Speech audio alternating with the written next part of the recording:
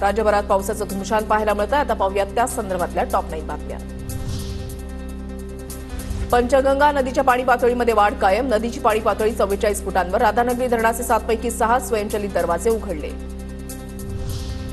पंचगंगा नदीनं धोक्याची पातळी ओलांडल्यानंतर कोल्हापुरात काही भागामध्ये पाणी. कुंभार गल्ली परिसरातील रहिवासी क्षेत्रामध्ये नाल्याचं पाणी. सांगलीमधील वारणा नदीला पूर. काही गावांमध्ये पाणी शिरलं. वारणा नदी काठावरील ग्रामस्थांचं स्थलांतर सुरू. वारणा नदीवरील सर्व पूल बंधारे पाण्याखाली. सांगलीतील कृष्णा आणि वारणा नदीच्या पाणी पातळीमध्ये वाढ. कृष्णेच्या पाणी पातळीमध्ये 37 फुटांवर पाणी आलं आणि कृष्णा आणि वारणा नदी पात्राबाहेर. रत्नागिरीमध्ये 24 तासामध्ये 111 मिलीमीटर पावसाची नोंद. एकूण पावसाच्या 82% पाऊस जुलैमध्येच.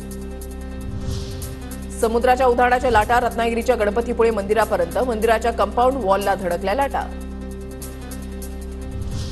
गडचिरोलीच्या रानमुडझामध्ये तलावाचा बांध फुटला. शेतीचं प्रचंड नुकसान. 11 शेतकऱ्यांनी सोसायटी तयार करून तलाव भाड्याने घेतला होता.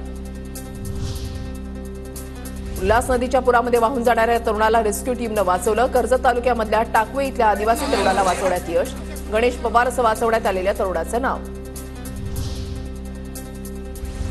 लवासा सिटीमध्ये कालपासून रेस्क्यू ऑपरेशन सुरू. दरड कोसळल्यानं 2 बंगले मातीच्या ढिगाऱ्याखाली. 3 ते 4 जण बेपत्ता. कालपासून शोध सुरू.